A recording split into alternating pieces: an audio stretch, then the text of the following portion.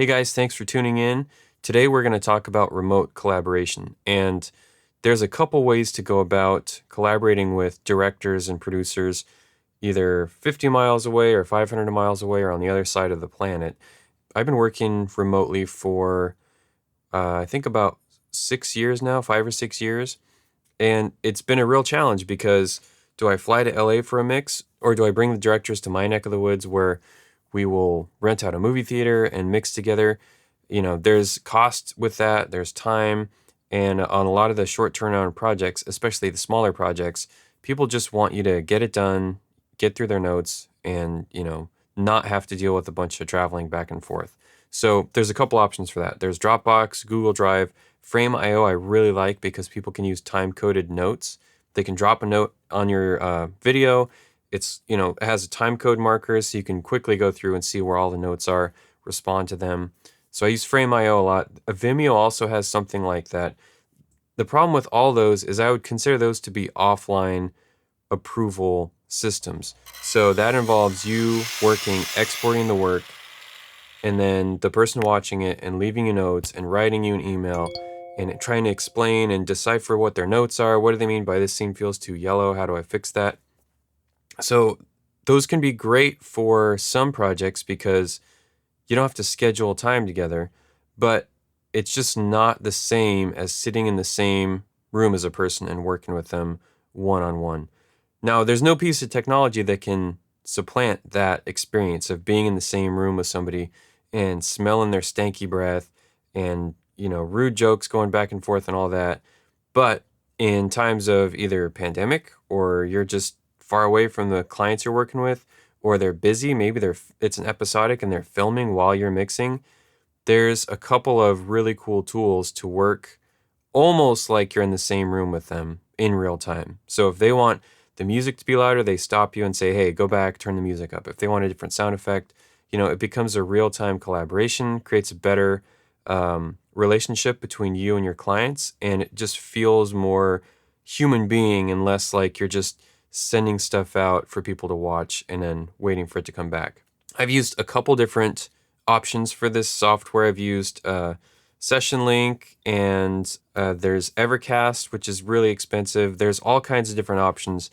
The one I'm going to be showing you today is called SoundWhale, and whale, like not a fish whale, like the giant mammal that lives in the sea.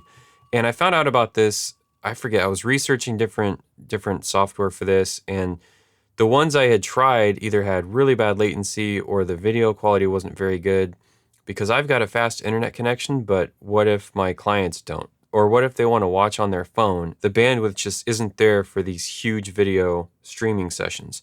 So the cool thing about SoundWhale is you end up streaming just the audio to your client, and they play back a video locally off their hard drive. So the great thing about that is you're just streaming audio, which, as you know, the audio data is way smaller than like a 1080 or even 4K video file where the file sizes are huge. You're just streaming less data if you're only sending audio. Now you can do video chat, and I tend to not do that. I just send them my voice. I send them the sound out of Pro Tools, and then on their computer, they have it set up to where they have the video file playing off their hard drive, and the audio and video play back in sync. The other cool thing about it is I can record them doing voiceover or ADR. I've actually recorded voiceover using this app, and it's not perfect. Like, it's not the same as having an XLR cable going from a preamp to a microphone, but to record somebody who maybe speaks French or is on the other side of the country or other side of the world, or even a singer, I think it works really well. And I just wanted to go through a quick setup. So I've already got this set up, but what'll happen is you'll open, let's start with we'll call this the mixer side of the software. So you download it. I think there's a free trial, but I've got the paid subscription, which is, it's really affordable compared to a lot of the other options. And there's no limit on how many sessions you can do. So I've got the app open. I've already got a session set up, but what you need to do to start with is this will come up whenever you make a new session, this preferences window. It'll ask you, how do you want this set up? So these need to be set up the same on your side as they do on the client side. So on my side, I'll have MIDI on because you're going to send timecode. That's how this syncs up. It sends MIDI timecode through your network. I'll start with compression off. If both sides of the pipe have enough of capability for speed and bandwidth, you don't have to compress the audio. You can stream raw PCM waves, so full quality audio. Network buffer, just leave that at 100 for now. Sample rate and buffer size, I'll have at 48,000 and 256 respectively. If you're working at 44.1, maybe it's a music project, you can change that. But all these need to match up on the client side. We'll go over that next. Input device and output device. You want this to be your audio interface that you're using. And then you can set your input and output channels. For sync, you need to make sure you have your frame rate set to your frame rate of your session. For me, this is at 23976. And that is really all we have to worry about here. So after you do that, it's really cool. There's a mixer. So as an audio person, you're familiar with this. The directors will see this and sometimes be like, dude, am I mixing the film? No, you're not, but we got to set it up. So on the send, this is all the stuff you're sending to your client. Right now, I also have this set up to where I can monitor it. I'm not monitoring my own voice through the TalkBack channel, but if I hit play on my session here, so I can hear, and I can see the levels that's definitely sending audio from Pro Tools to the client. If you want to monitor your send, because in Pro Tools, you'll have to select SoundWhale as your audio interface, then you need to click this guy right here and make sure you've got this set up to your system playback 1 and 2. Right now, SoundWhale can only do stereo, which for most directors, they're not going to have, a great Dolby Atmos setup at home. They're going to be listening on nice headphones, so stereo is fine. So you just set the left to 1 and the right to 2. That way you're monitoring the playback, and then that's all set up. So for talk, you'll notice here, there's a little blue microphone button. You can use T on your keyboard to toggle it, just like you would a TalkBack in a studio. I will leave this on, and I actually have an analog mixer that I'll use to manually mute myself.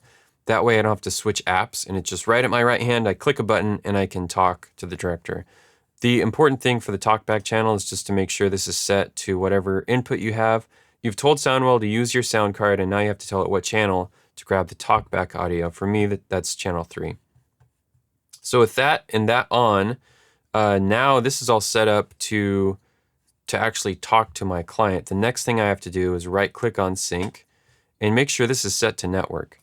If it's just local sync, it'll take the time code from Pro Tools and keep it on your system. But with network, it'll send that time code through the internet to your client and allow you to sync up a video on their end. So at this point, the SoundWhale setup is pretty much done.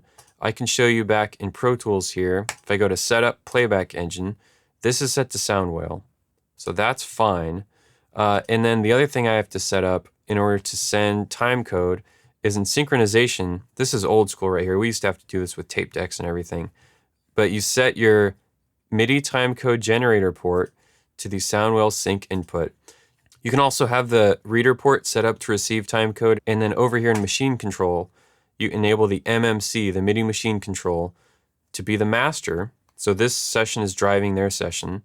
And you just set that to SoundWhale sync input.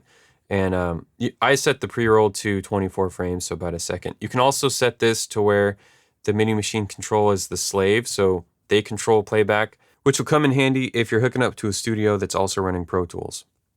After doing that and making sure this MTC button right here, this blue button, is lit up, I'm ready to control their session. So all I have to do here on the client side is open up SoundWhale. We'll call this Broom Street Boys Mix. And you can hear this is on a an old MacBook Pro. The fan's already on. I have to do the same setup here. Sample rate 48, buffer size 256, input device. Let's use the built-in microphone, and we need our time code to be set to 23976. Apply. Yes, I'd like to do that. Let's make sure we can get some talkback love here. We'll set that to system capture 1. Definitely picking up the crappy onboard mic there. I need to import a video file. Let's import, it's like a million things on my desktop. This. And if I was doing this for an ADR session, I didn't want to stream a mix, I would keep this. This is the volume of the guide track on the video, but I want to hear that sweet mix that Mixer Tom is going to send to me. So I turned the guide track all the way down, and then Tom is actually going to call me back on his machine. I'm going to do an audio stream. I don't want a video chat or video stream. I want to use all my bandwidth for PCM wave audio, full quality. Pick up the call back on the laptop. Got that. Now, I need to enable sync, and I also need to make sure I'm on network sync. So that's going to look for MIDI sync over the network. At this point, when I go back to Pro Tools and I drop the cursor, let's drop it around 25 something. So I'm going to hit play on the mixer computer, and we'll see if we get our mix streamed to us through the internet. Look what the cat dragged in. Kitty's done hooking. Okay. Okay? Shit, I wouldn't want my girl hooking either. But let's face it though, all women are prostitutes on some level. You take a woman out to eat. What's great about this is I can do this real time. The video's playing on the client's computer, the director's computer, so I don't have to stream this 8 to 20 gig video file through the network. SoundWhale's great for people who care about picture quality because there's no encoding, there's no streaming the video file, it plays back off their hard drive, and you can hear the fan on my MacBook Pro spinning because it's a 4K H.264. It's a lot of work on the CPU to decompress that. But that saves all that work for their computer. They get a full quality video file. They can talk to you in real time. You can talk back with them. You can work through notes. And it's almost like being in the same room as a person. Not quite. You can be in your PJs and get away with that. But I think SoundWhale's great for streaming a mix. It's great for recording ADR or voiceover. The price point is something I can hack. Unlike some of the more expensive options, they're like $1,000 a month. And it does a lot. It is a little bit complicated to set up, but once you get it set up, it's super flexible. The other cool thing about it is the developer is really responsive. I've actually been working with them a little bit on some ideas for how this app could be better for my specific use. And they really care about, how people are using the app, and they want to know use cases. So that's also one of the reasons I'm making this video, is to show, this is how I use this app. There's other people who use it for recording musicians or just doing ADR. Most of the time I'm using it for streaming a mix. So thank you guys for checking this out. If you have any questions or you want more information about the app, I'll probably put a link on the video description so you can check it out for yourself. I think they have a free trial. Like I said, there's tons of options for streaming a mix to clients, and this is just the app that I use. It fits my budget, it fits what I'm looking for, and I really like it. So check it out, and I'll see you next time.